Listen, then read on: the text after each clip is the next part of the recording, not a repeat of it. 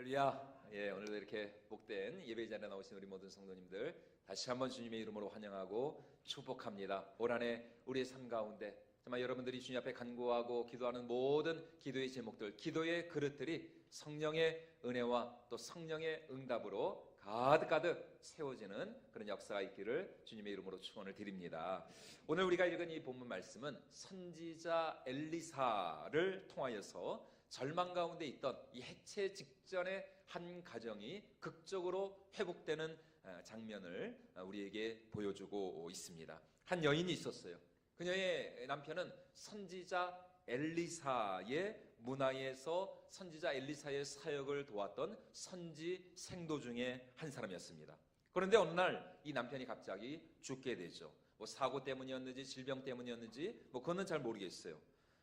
남편이 죽자 가정 경제는 급격히 기울어가기 시작을 했고 결국 이 여인은 많은 빚을 지고 그녀의 두 자녀, 두 아들들마저 빚쟁이에 의해서 노예로 끌려갈 위기에 처하게 되었습니다. 그러자 여인은 곧바로 누구를 찾아가느냐? 자기 남편의 스승이자 선지자였던 이 엘리사를 찾아와 눈물로 자신을 도와달라며 이렇게 애원하며 호소하고 있습니다. 우리 오늘 본문 1절 말씀 다시 한번 읽어보도록 하겠습니다. 선지자의 제자들의 아내 중에 한 여인이 엘리사에게 부르짖어 이르되 당신의 종 나의 남편이 이미 죽었는데 당신의 종이 여호와를 경외한 줄은 당신이 아시는 바니이다. 이제 빚준 사람이 와서 나의 두 아이를 데려가 그의 종을 삼고자 하나이다. 여인의 이 간곡한 요청에 선지자 엘리사는 곧바로 그녀에게 이렇게 대답을 합니다. 우리 2절 말씀도 같이 한번 읽어보도록 하겠습니다. 엘리사가 그에게 이르되 내가 너를 위하여 어떻게 하랴? 내 집에 무엇이 있는지 내게 말하라. 그가 이르되 계집종의 집에 기름 한 그릇 외에는 아무것도 없나이다. 여러분 지금 엘리사 선지자는 어떻게 이 여인의 이 요청에 이렇게 즉각적으로 응답을 해주고 있을까요? 그리고 이 여인 역시 마치 꼬다는 보리자루 마냥 뭐라도 맡겨놓은 사람처럼 말이죠. 어떻게 이렇게 당당하게 선지자 앞에 나와 자신의 빚을 갚아달라고 우리를 도와달라고 이렇게 당당히 담대하게 요구할 수 있었는가? 지금 선지자가 단순한 어떤 인간적인 동정심 때문에 그녀의 요청을 들어주고 있는 것일까요? 아니면 스승으로서 자기 제자에 대한 어떤 도의적인 책임을 지고 어떤 도의적인 그런 부담감 때문에 그녀의 이 요청에 응답을 해주고 있는 것인가? 이런 질문에 대한 한 가지 답을 우리는 오늘 1절 중반절에 있는 말씀을 통해서 발견을 할 수가 있습니다. 우리 1절 중반절 말씀 우리 다시 한번 같이 읽어보도록 하겠습니다. 당신의 종이 여호와를 경외한 줄은 당신이 아시는 바니이다. 당신의 종이 여호와를 어떻게 했다고요? 경외하였다. 다시 말해 죽은 내 남편이 얼마나 여호와 하나님을 경외하고 예배하며 섬기는 사람이었는지 선지자 당신이 알고 또 아내인 내가 안다라는 것입니다. 내 남편이 얼마나 하나님을 경외하는 사람이었는지 얼마나 경건하고 신실한 사람이었는지 선지자님 당신이 아시지 않습니까? 또 와이프, 부인인 나도 내 남편이 그렇게 하나님 앞에 헌신적이고 신실하고 충성된 사람이었음을 나도 알고 있습니다. 그래서 내가 지금 선지자 엘리사님 당신에게 나와 우리의 이 힘들고 어려운 이 상황을 해결해 줄 것을 당신에게 요청하고 있는 것입니다. 여러분 제가 목사잖아요. 여러분 목사인 제가 가장 신경이 쓰이고 제가 가장 눈치를 보는 사람이 누구일까요? 대답을 안 하시네요. 여러분들은 도대체 누구의 눈치를 보며 사십니까? 제 아내죠. 저희 사모님입니다. 이게 어쩔 수 없이 저는 또 이게 목사니까 집에서도 와이프하고 아내하고 같이 있죠. 교회에서는 말할 것도 없죠. 심지어 주중에 신방을 다닐 때도 항상 하루 24시간 365일 저는 저희 집사람의 그늘을 저희 집사람의 그 정말 감시망을 피할 수가 없습니다. 숨을 데가 없어요. 숨을 데가. 정말 어디를 안 보이면은 도대체 지금 어디 있냐고 뭐 하고 있냐고 늘 같이 그러니까 항상 저희 일거수 일투족을 늘 실시간으로 감시를 하는 거죠. 지난주 제가 이사를 했잖아요. 하나님의 은혜 가운데. 그래서 이사를 하면 보통 이제 뭘 해먹을 수가 없으니까 뭘 시켜 먹어야 되잖아요. 뭘 시켜 먹어요? 주로 그렇죠, 짜장면. 여러분 짜장면 오늘 다 여러분 집에 가서 짜장면 한 그릇씩 드시기 바랍니다. 얼마나 맛있습니까 짜장면이 진짜. 예. 한 번도 제가 몇 년 그렇죠, 예전 집에서 거의 뭐 저희는 뭐 이렇게 뭐 시켜 먹거나 이런 짜장면을 시켜 먹은 적이 없었는데, 야 그래서 이번이 기회다. 그래서 며칠 전에 짜장면을 시켜 먹었거든요. 근데 저는 짜장면 곱빼기를 시키기를 원했습니다. 왜냐하면 저희 둘째하고 저하고 같이 이게 먹어야 돼가지고, 아니 둘이 먹으니까 원래 따로따로 시키려고 그랬는데 이게 또 저희 또 집사람이 또 왜 또 가정 경제를 생각하지 않고 왜 그렇게 그냥 과식하려고 하냐고, 한 그릇만 시키라고. 아니 그러면은 그러니까 당연히 저희 애가 중3입니다. 이제 중3 큰애하고 저하고 같이 먹으려면 당연히 곱빼기 시켜야 되는 거 아닌가요? 저도 지금 제 나름대로 이렇게 항변을 하고 있는 겁니다. 물론 이제 거의 밤 10시가 다 된 그런 늦은 시간이었지만, 그런데 저희 또 사모님은 하는 말이, 아니 군만두가 서비스로 나오는데 왜 곱빼기를 시키려고 하냐고, 그냥 보통 시키면 되지 않냐고. 그래서 하여튼 저는 진짜 저는 뭐 하나 제 뜻대로 하는 게 아무것도 없습니다. 저는 교회에서도 집에서도 하여튼 여러분 제가 목사라고 해서 제 마음대로 하는 게 아무것도 없어요. 아무것도. 제 인생이 제게 아니에요. 여튼 이렇게 목사가 자기 아내한테 참 이렇게 인정을 받는다는 게 굉장히 이게 어려운 일이거든요. 그런데 지금 이 선지생도는 자기 아내에게 인정을 받고 있어요. 아내뿐만이 아닙니다.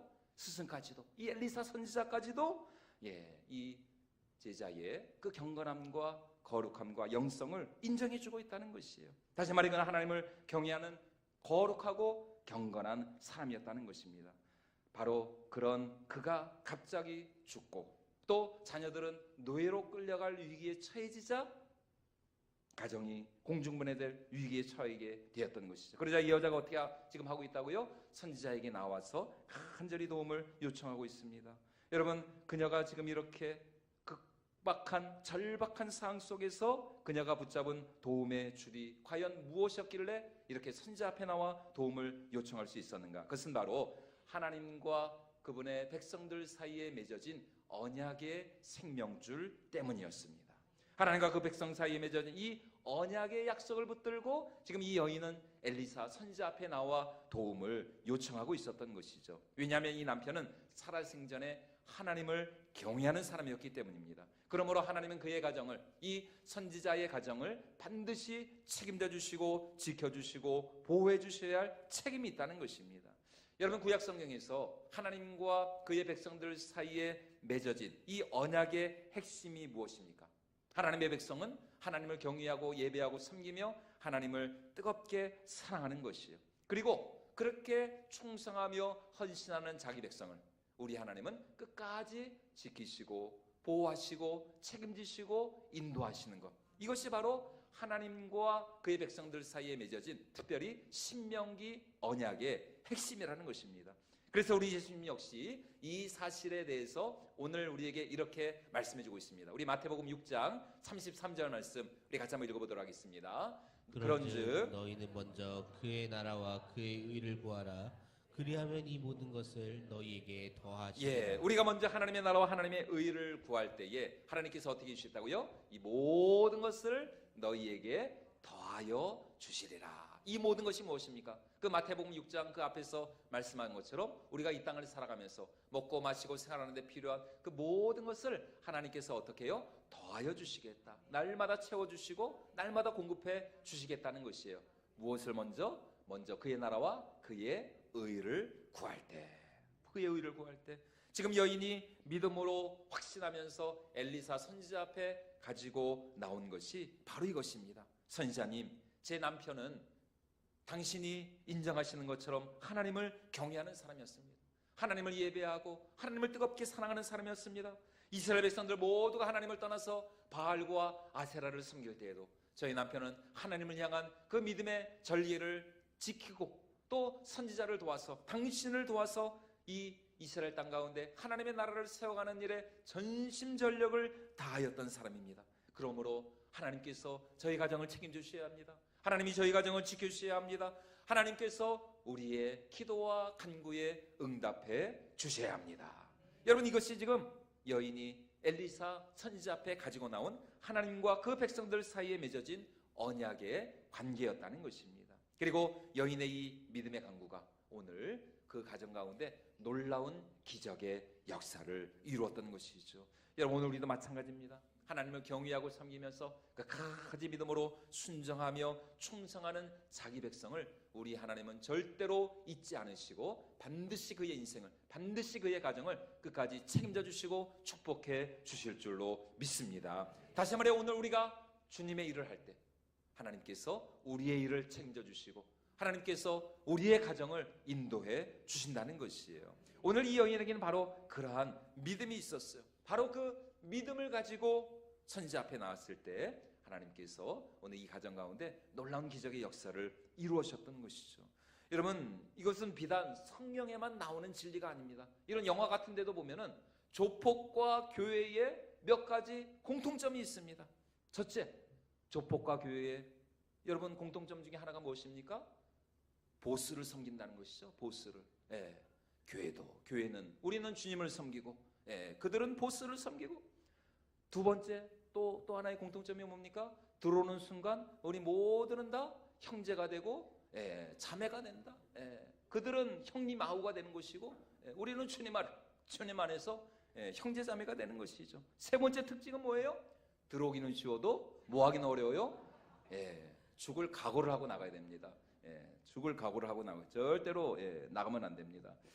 네 번째가 뭡니까? 아까도 말씀드렸죠. 구역 관리를 잘해야 됩니다. 구역 관리. 조폭이나 교회나 여러분, 우리 구역장님들 정말 내 구역을 잘 관리해야 됩니다. 절대로 여러분 우리 구역을 빼앗기면 안 됩니다. 구역 관리를 잘해야 돼요. 구역 관리.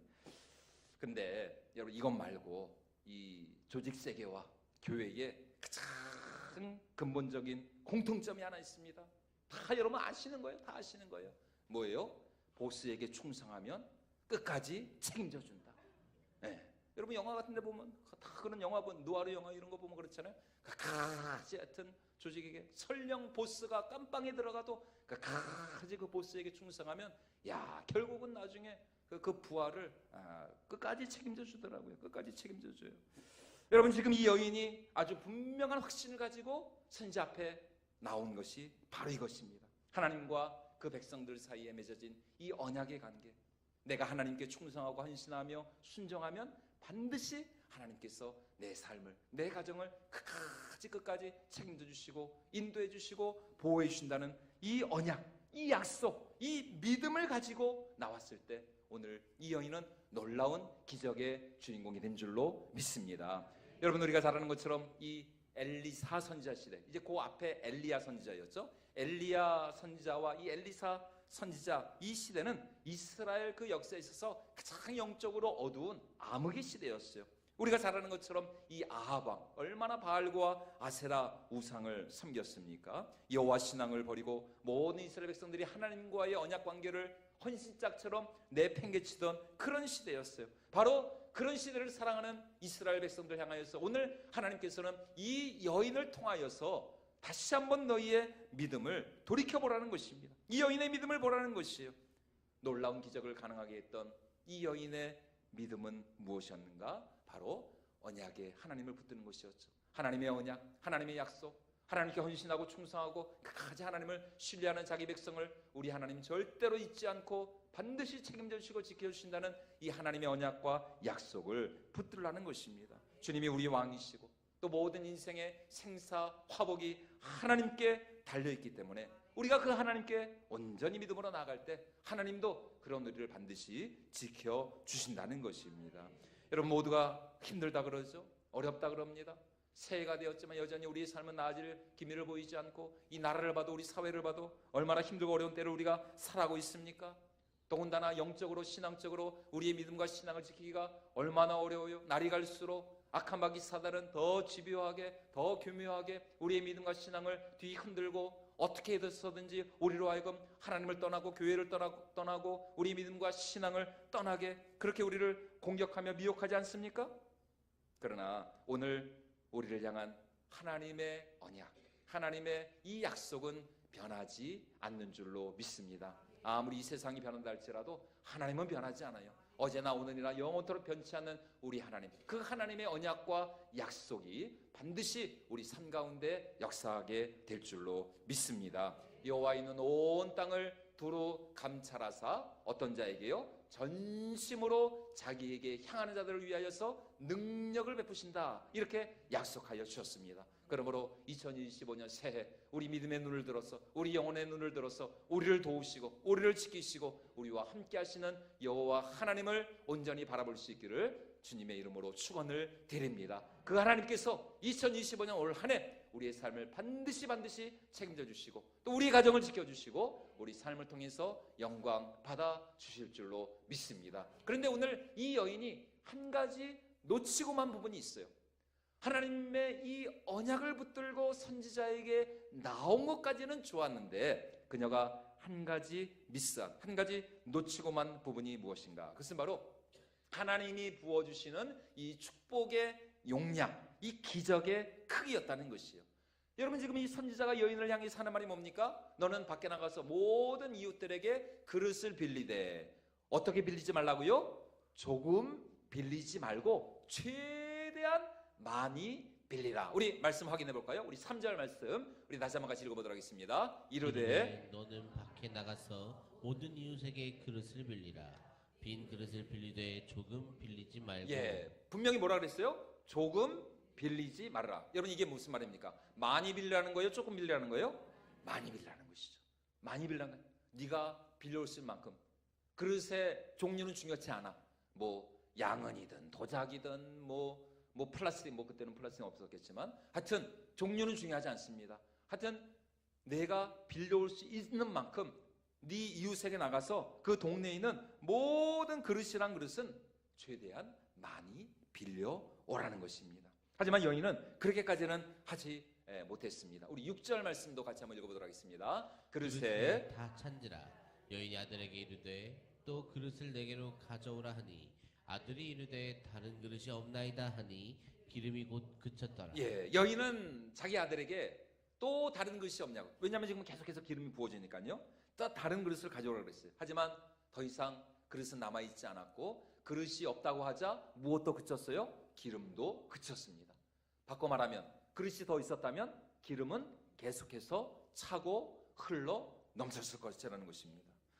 그녀의 가정뿐만 아니라 만약 더 많은 그릇들이 있었다면 그녀의 가정뿐만 아니라 그 동네에 있는 모든 더 많은 더 어려운 이웃들에게까지 기름을 나누어 주올 수 있었을 것입니다. 하지만 기름은 그녀가 가져온 딱 그만큼만 부어졌어요. 그 이상도 그 이하도 아니었던 것이죠. 여러분, 지금 이 여인이 몰랐던 것이 바로 이것이었습니다. 하나님께 충성할 때, 언약의 하나님을 붙들고 나아갈 때에 하나님이 반드시 책임져 주신다는 그 사실, 거기는 그것까지는 알았어요. 하지만 하나님께서 이 정도로까지 축복해 주실 줄은 몰랐다는 것입니다. 이 정도로까지 기름이 차고 넘치게 될 줄은 몰랐어요. 그녀에게 있었던 것이 무엇이었다고요? 기름 한 병밖에 없었어요. 기름 한 병밖에 없었어요. 그러나 그녀가 가져온 그 모든 그릇들마다 기름은 차고 넘쳤고, 또 만약 더 많은 그릇이 있었다면 그 모든 그릇들마다 하나님의 축복의 기름은 차고 넘지 않았을 것입니다. 여러분, 그렇기 때문에 2025년 새해 여러분, 우리가 다시 한번 믿음으로 결단해야 할 것이 무엇일까요? 우리 기도의 분량을 키워야 할 줄로 믿습니다. 여러분, 더 많은 기도의 그릇을 가지고 하나님의 은혜의 보좌 앞으로 나아갈 수 있기를 주님의 이름으로 축원을 드립니다. 여러분들이 하나님 앞에 올려드린 그 모든 기도의 그릇들, 그 모든 간구의 그릇들마다 우리 하나님께서 반드시 축복의 기름을 채워 주실 줄로 믿습니다. 여러분, 구약에서 이러한 믿음을 가지고 하나님 앞에 간절히 기도하여서 놀라운 역전의 주인공이 된 위대한 믿음의 사람이 있습니다. 바로 우리가 잘 아는 야베스라는 사람이에요. 우리 역대상 4장 우리 9절과 10절 말씀 우리 같이 한번 읽어보도록 하겠습니다. 야베스는 그의 형제보다 귀중한 자라. 그의 어머니가 이름하여 했으니 이는 내가 수고로이 낳았다 함이었더라. 야베스가 이스라엘 하나님께 아뢰어 이르되 주께서 내게 복을 주시려거든 나의 지역을 넓히시고 주의 손으로 나를 도우사 나로 환난을 벗어나 내게 근심이 없게 하옵소서 하였더니 하나님이 그가 구하는 것을 허락하셨더라. 아멘. 이 야베스는 본래 존귀한 자가 아니었습니다. 그의 이름 자체, 이 야베스라는 이 히브리어 이름 자체가 고통, 고난, 어려움 이런 뜻이에요. 여러분 얼마나 이 야베스의 어머니가 이 야베스를 낳았을 때 그 가정 경제가 가정 환경이 힘들고 어려웠으면 자기 아들의 이름을 야베스, 고통이라고 지었겠습니까? 여러분 제 이름이 만약에 박고통이라고 하면 여러분 한번 생각해 보시죠. 야 정말 얼마나 진짜 힘들고 어렵게 자랐으면 세상 이름이 고통. 이 야베스가 그렇다니까. 야베스라는 이름이 히브리어로 고통이라든지 고통. 여러분 그런데 어찌된 일입니까? 이 고통의 사람, 이 야베스가 지금 이렇게 이스라엘의 족보에 올라올 만큼 놀라운 축복의 주인공, 너무나도 존귀하고 영광스러운 아너러블 맨이 되었다는 것입니다. 과연 무엇이 그의 인생을, 그 고통스러운 인생을 이렇게 180도로 완전히 뒤바꿀 수 있었을까? 과연 무엇이 있었길래, 이 야베스에게는 무엇이 있었길래 그의 그 타고난, 그의 그 정말 바뀌지 않을 것 같은 그의 그 고통스러운 상황과 환경이 이렇게 가장 영광스럽고 존귀한 사람으로 그가 달라질 수 있었을까? 오늘 성경 그 이유에 대해서 그것은 바로 그의 믿음의 기도에 있었다라고 말씀하고 있습니다. 우리 역대상 4장 10절 말씀 우리 다시 한번 같이 읽어보도록 하겠습니다. 야베스가 이스라엘 하나님께 아뢰어 이르되 주께서 내게 복을 주시려거든 나로 지각을 높이사 주의 손으로 나를 도우사 나로 환난을 벗어나 내게 근심이 없게 하옵소서 하였더니 하나님이 그가 구하는 것을 허락하셨다. 하나님이 그가 구하는 것을 어떻게 하셨다고요? 허락하셨더라. 나의 지경을 높이시고 나로 환난을 벗어나 내게 근심이 없게 하옵소서. 그가 구하는 모든 것을 하나님이 들어주셨다는 것입니다. 여러분 우리의 구원은 무엇에 달려있나요? 저와 여러분 우리의 구원은 오직 전적인 하나님의 은혜에 달려있는 줄로 믿습니다. 에베소 2장의 사도 바울이 우리에게 말씀하고 있죠. 너희가 그 은혜에 의하여 믿음으로 말미암아 구원을 받았으니 이것이 너희에게서 난 것이 아니요 하나님의 무엇이다? 하나님의 선물이라. 이는 너희로 하여금 자랑치 못하게 하려 함이라. 여러분 우리의 구원은 전적인 하나님의 은혜고 하나님의 축복의 선물입니다. 하지만 구원받은 이후 이제 우리 삶의 승리와 또 축복과 영광은 무엇에 달려있을까요? 우리의 기도에 달려있다는 것입니다. 우리의 믿음에 달려있다는 것이요. 그래서 하나님이 우리에게 복을 주시기 전에는 반드시 하나님이 우리에게 복을 주시기 전에 우리로 하여금 하게 하시는 것이 있습니다. 무엇을 하게 하실까요? 기도하게 하시는 것이죠. 기도하게 하십니다. 괜히 새벽마다 눈이 떠지는 거예요. 나는 더 자고 싶은데 이게 새벽마다 눈이 떠져요. 하나님께서 기도할 마음을 주십니다. 막 우리 속에 이 기도하고자 하는 그런 간절함을 주시는 것이요. 아무리 강추위, 아무리 경보 한파 주의보가 내려도 이게 하나님께서 우리를 강권하시면 이 이불을 박차고 이 기도의 자리로 안 나올 수가 없는 것이거든요. 그러므로 기도할 마음이 생길 때, 또 기도하고자 하는 그런 감동이 올 때 우리가 그 감동을 놓치지 말고 하나님 앞에 기도의 자리로 나가야 할 줄로 믿습니다. 왜냐하면 그 기도를 통해서 하나님의 은혜와 응답과 축복이 지금 우리 앞에 다가오고 있기 때문인 것이죠. 그러므로 2025년 새해 여러분 우리가 다른 무엇보다도 하나님의 은혜와 축복을 사모하면서 더욱 기도의 자리로 나올 수 있는 저와 여러분들이 모두가 될 수 있기를 주님의 이름으로 축원을 드립니다. 오늘 이 여인에게는 기름이 많았다고요? 적었다고요? 기름이 적었어요. 그 여인에겐 기름이 한 그릇밖에 없었습니다. 고작 한 그릇. 하지만 그녀가 가져온 모든 그릇들마다 기름이 차고 넘치는, 한마디로 말해서 30배, 60배, 100배의 풍성한 축복을 받았던 것이죠. 만약 그녀가 더 많은 그릇을 가져왔다면 그 모든 그릇들마다 기름은 채워졌을 것입니다. 다시 말해 문제는 지금 나에게 얼마나 많은 기름이 있느냐가 중요한 것이 아니라는 것입니다. 여인에게는 기름이 얼마밖에 없었다고요? 한 명밖에 없었다니까요. 기름이 2병 있었던 것도 아니에요. 한 명밖에 없었어요. 다시 말해 지금 나에게 얼마나 많은 기름이 있느냐? 지금 나에게 얼마나 많은 능력, 얼마나 많은 자원, 지금 나의 형편과 상황이 얼마나 좋으냐? 여러분 그거는 전혀 문제가 되지 않는다는 것입니다. 아무리 우리의 삶이 힘들고 어렵다 할지라도, 아무리 우리가 가진 것이 없다 할지라도 여러분 우리 안에 전능하신 하나님, 그 능력의 하나님을 향한 믿음만 있다면 바로 그 믿음으로 말미암아 얼마든지 우리의 삶이 역전되고 우리 삶을 통해서 하나님이 영광을 받아주실 줄로 믿습니다. 그러므로 중요한 것은 무엇이에요? 우리 믿음의 그릇이 얼마나 크냐, 이것이 중요한 것이죠. 우리 믿음의 지평이 얼마나 넓으냐는 것이요. 왜냐하면 우리 예수님 말씀하신 것처럼 믿는 자에게는 능치 못할 일이 없기 때문인 것이죠. 우리 마가복음 9장 23절 말씀 우리 같이 한번 읽어보도록 하겠습니다. 예수께서 이르시되 할 수 있거든이 무슨 말이냐? 믿는 자에게는 능히 하지 못할 일이 없느니라. 다시 말해 하나님은 우리의 환경이나 능력이 아닌 우리의 믿음대로 역사하시는 하나님이신 줄로 믿습니다. 상황과 환경이 중요한 것이 아니에요. 여러분, 상황과 환경이 좋았던 적은 단 한 번도 없습니다. 중요한 것은 환경이 중요한 것이 아니라 지금 내가 무엇을 가지고 있느냐, 그것이 중요한 것이 아니라 지금 내 안에 얼마나 하나님을 향한 믿음이 있느냐, 하나님을 향한 소원이 있느냐, 그것이 중요한 것이에요. 그러므로 모든 축복의 사람들은 바로 믿음의 사람들이었고 비전의 사람들이었던 것이죠. 그러므로 2025년 새해 우리 믿음의 지경이 날마다 확장되어 갈 수 있기를 주님의 이름으로 축원을 드립니다. 힘들고 어려울수록 더욱 언약의 하나님, 약속의 하나님을 붙들고 그 하나님을 향한 믿음을 가지고 올 한 해도 끝까지 순종하고 충성하여 반드시 응답받는 그런 기적의 주인공, 축복의 주인공들 될 수 있기를 주님의 이름으로 축원을 드립니다.